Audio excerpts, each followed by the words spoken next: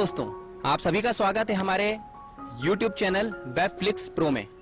और आज हमारे साथ फिल्म की मशहूर हस्ती अहमद खान सर जुड़े हुए हैं। सर, आपका बहुत बहुत स्वागत है। Thank you. तो आइए दर्शकों, हम जानते हैं सर के बारे में कि सर की जर्नी कहां से स्टार्ट हुई और सर अभी क्या कर रहे हैं। सर, आपका बहुत बहुत स्वागत है हमारे चैनल पे। Thank you.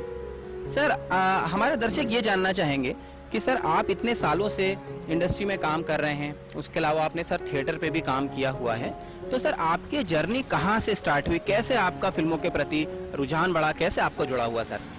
अच्छा, अब इस जर्नी का तो ऐसा है कि जैसा लोग कहते हैं ना कि बोर्न एक्टर, तो बोर्न एक्टर मतलब हुआ कि भाई कि पैदाइशी एक्टर होना चाहिए। तो मेरे ख्याल से मेरे साथ ऐसे ही कुछ है कि मैं पैदाइशी ही एक्टर हूँ, क्योंकि मुझे जहाँ तक याद पड़ता है कि बचपन से मेरे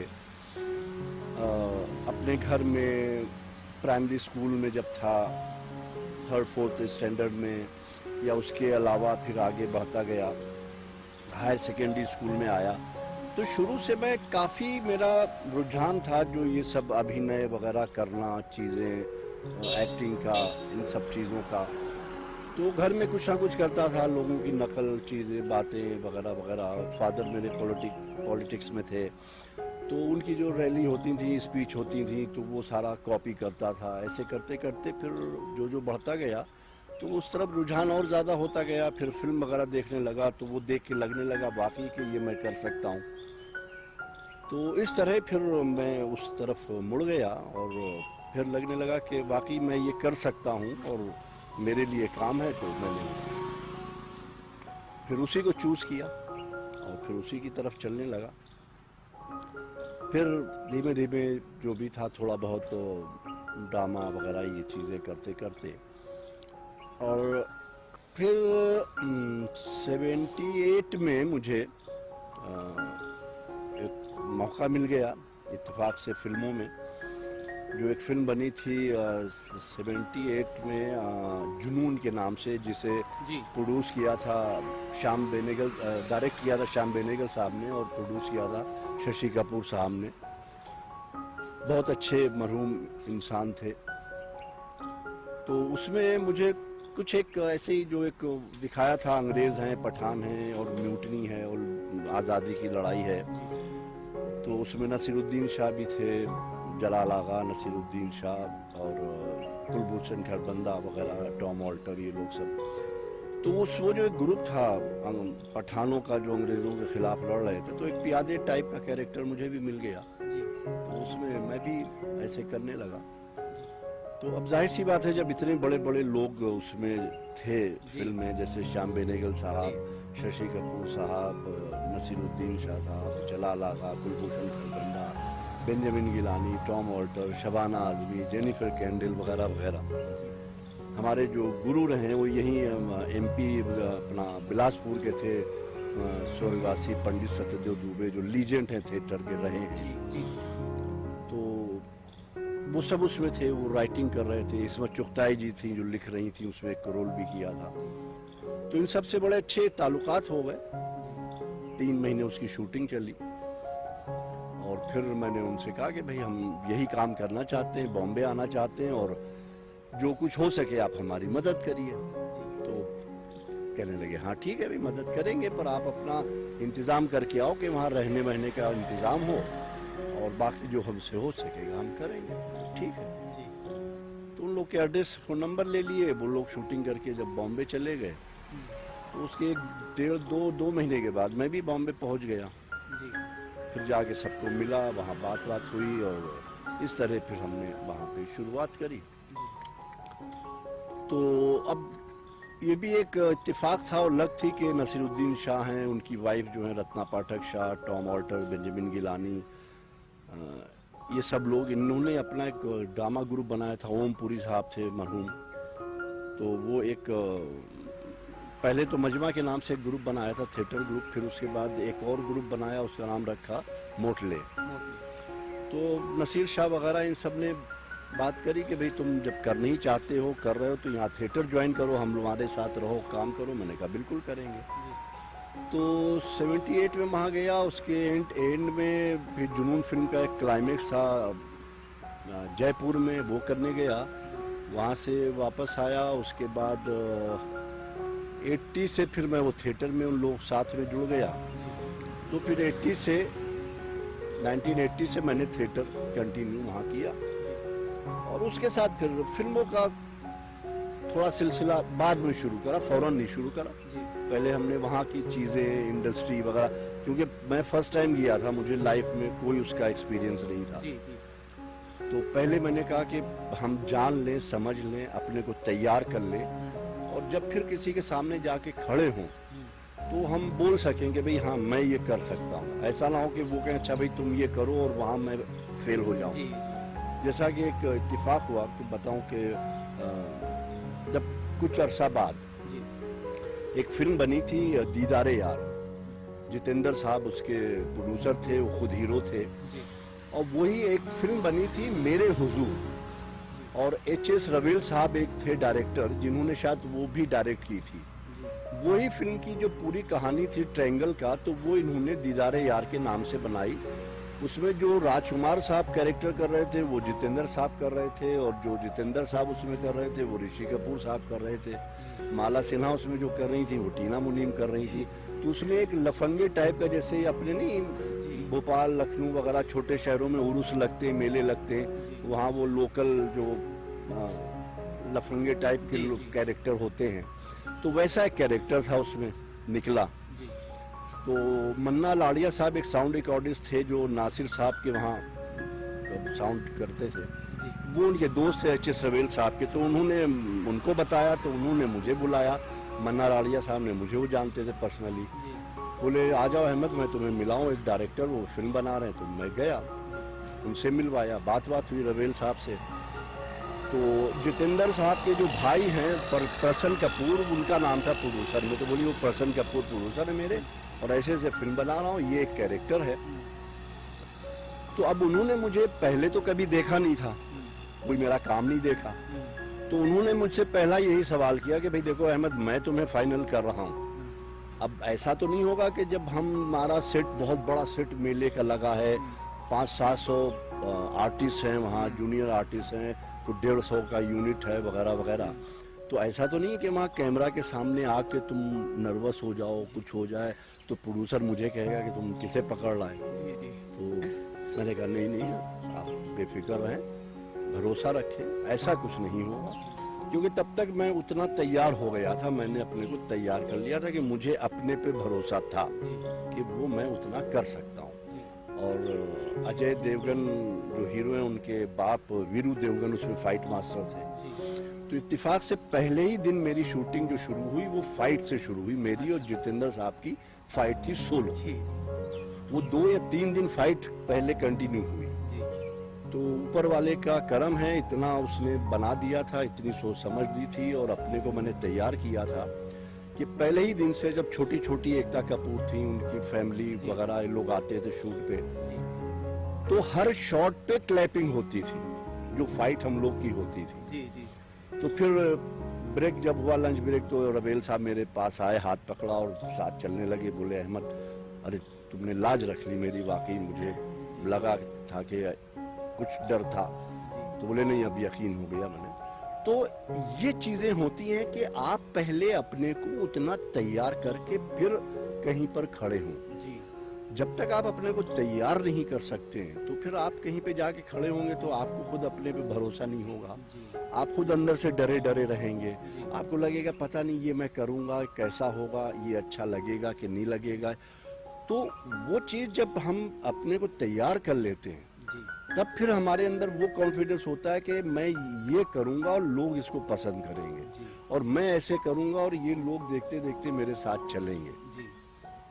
तो वो यकीन होना चाहिए। उस तरह जब हम अपने को तैयार कर लें तो फिर वो हमने अपने को तैयार किया। फिर जाहिर सी बात है ये सब लोग पुराने लोग थे, FTI किया हुआ, NSD से करा हुआ, नसीरुद्दीन शाह साहब, बेंजामिन गिलानी साहब, जलाल आगा, रत्ना पाठक शाह, रत्ना पाठक शाह की जो माँ हैं दीना पाठक जी, और उनकी जो बहन थी शांता गांधी जी जो एनएसडी की डायरेक्टर रहीं, अमरीश पुरी साहब हमारे गुरु जो सत्यदेव दुबे जी, इन सब का हम लोग, अमूल पालेकर जी, मोहन भंडारी, सब पूरा एक ग्रुप रहा, हम साथ रहे।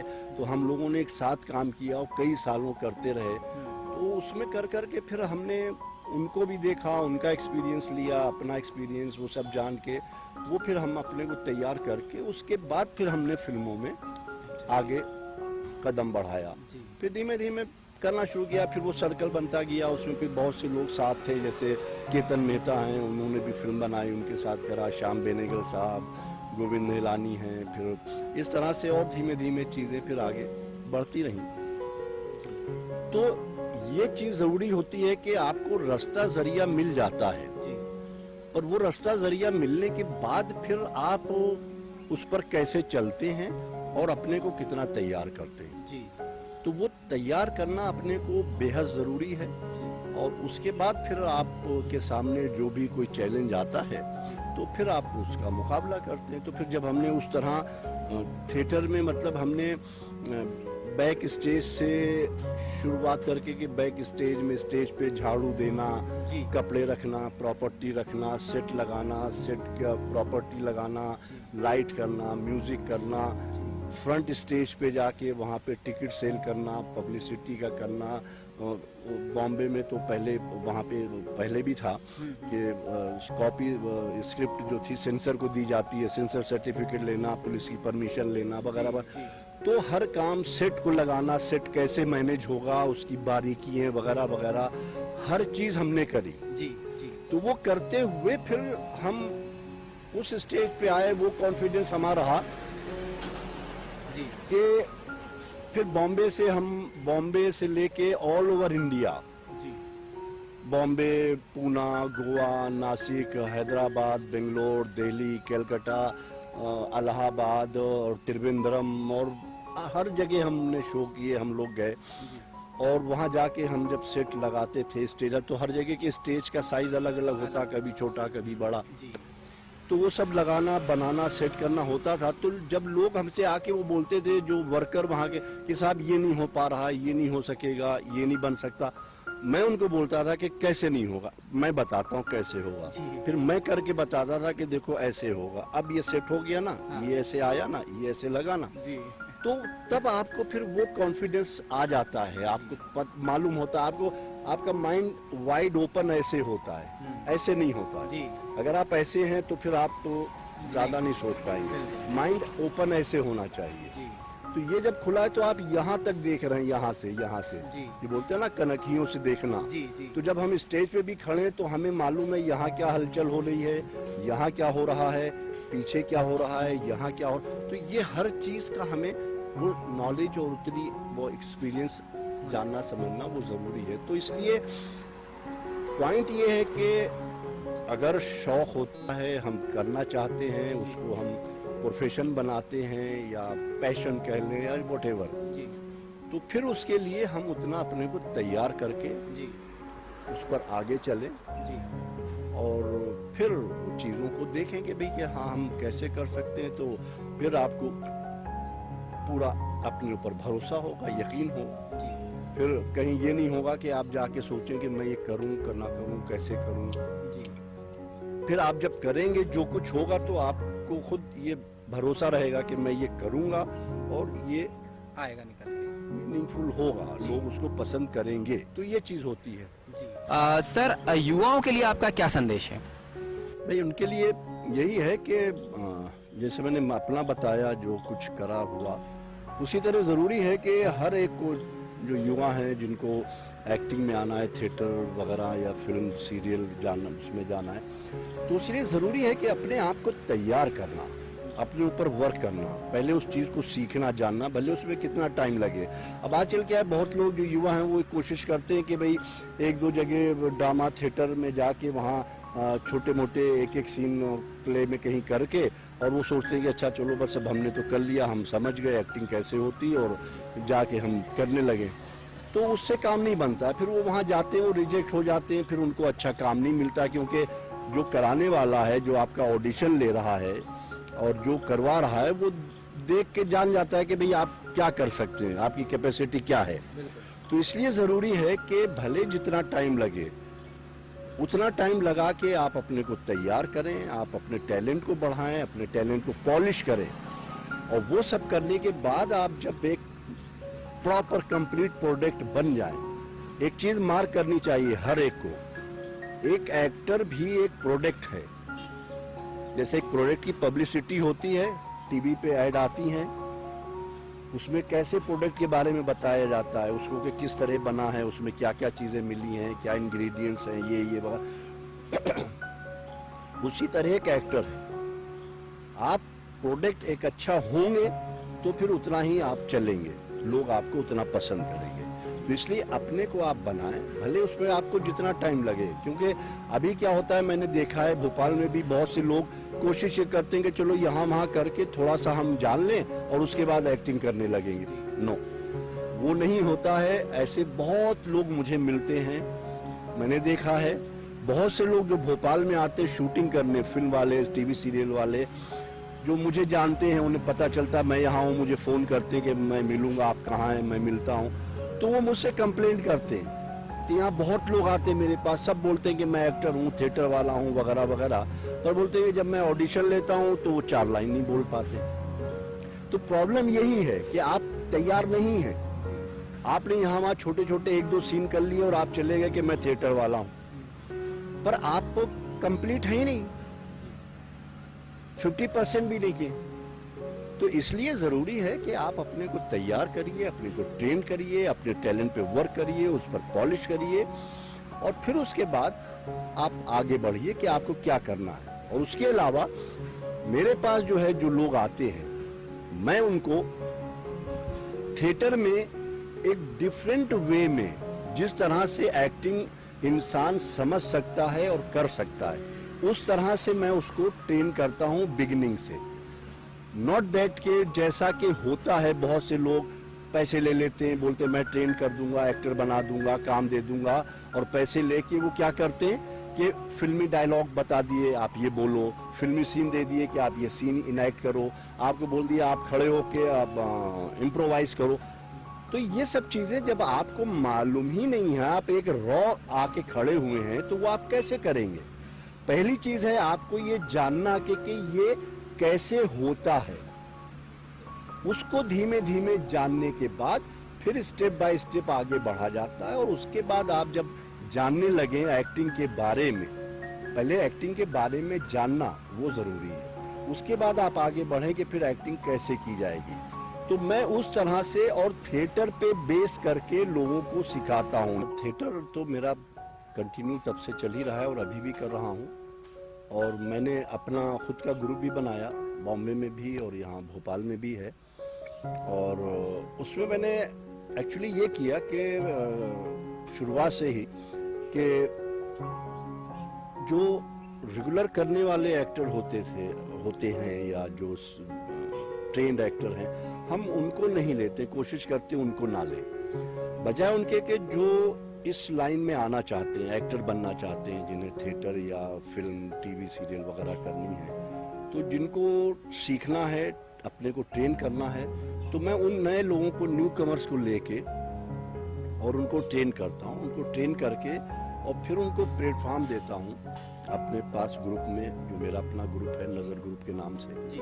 तो उसमें उनको मैं प्ले करवाता हूँ, स्टेज करवाता हूँ, फिर उसमें भी उनको मैं बाकायदा तराश के उसमें पक्का कराता हूँ कि भाई कैसे कैसे एक्टिंग का और कैरेक्टर का परफॉर्म करना, और उसमें कैसे अपने अभिनय को पॉलिश करके अच्छे से निखारना, बनाना। तो ये सारा उनको मैं कराता हूँ। तो जब से भोपाल में मैंने ग्रुप शुरू कराया तो यहाँ भी बहुत से लोग आए, तो बहुत से लोगों ने आके सीखा, साथ रहे, करा। कुछ लोग सोचते हैं, चाहते हैं कि हम साथ कंटिन्यू करें, कुछ होते हैं कि वो चाहते हैं हम अलग रहे कि कुछ अपना करें। जैसे यहाँ पे हैं जो मेरे साथ रहे, उन्होंने सीखा, किया, अब उन्होंने खुद अपना ग्रुप बनाया है, वो खुद डायरेक्ट भी कर रहे हैं, लिख भी रहे हैं प्ले, और उनका अपना ग्रुप चल रहा है। कुछ लोग हैं जिन्होंने प्लान किया कि भाई मैं सीखने के बाद बॉम्बे जाऊंगा, वहाँ अपनी टीवी सीरियल या मूवी में काम करूंगा, एड फिल्मों में करूंगा, तो वो बॉम्बे चले गए, वहाँ जाके कर रहे हैं। बहुत से हैं जो यहीं पे हैं, भोपाल में रहकर, तो वो चाहते कि हम यहीं एक्टिंग करें। तो वो यहाँ पे जैसे कि कहीं कोई शूटिंग होती है, टीवी सीरियल है, फिल्म है वगैरह, या किसी भी जगह, तो अब जैसे मेरे जानने वाले होते हैं तो मैं वहाँ भी उनको आगे बढ़ा देता हूँ, रिकमेंड कर देता हूँ कि भी फलां एक्टर हैं। या जैसे जो बॉम्बे गए हैं तो उनके लिए भी मैंने किया कि उनको मैंने, जैसे बॉम्बे में मेरे लोग जानने वाले हैं, मेरे कॉन्टेक्ट्स हैं, तो उनके नंबर दे दिए, उनके बारे में बता दिया, उनसे बता दिया कि भाई फलां लोग ये आएंगे, इनके लिए कुछ वहाँ होगा तो हेल्प करना, या कहीं कुछ काम मिल सके। तो इस तरह से करके फिर उनको हम आगे पुश कर देते हैं जिनको आगे जाना है। जी सर, हमसे बात करने के लिए सर बहुत बहुत धन्यवाद आपका।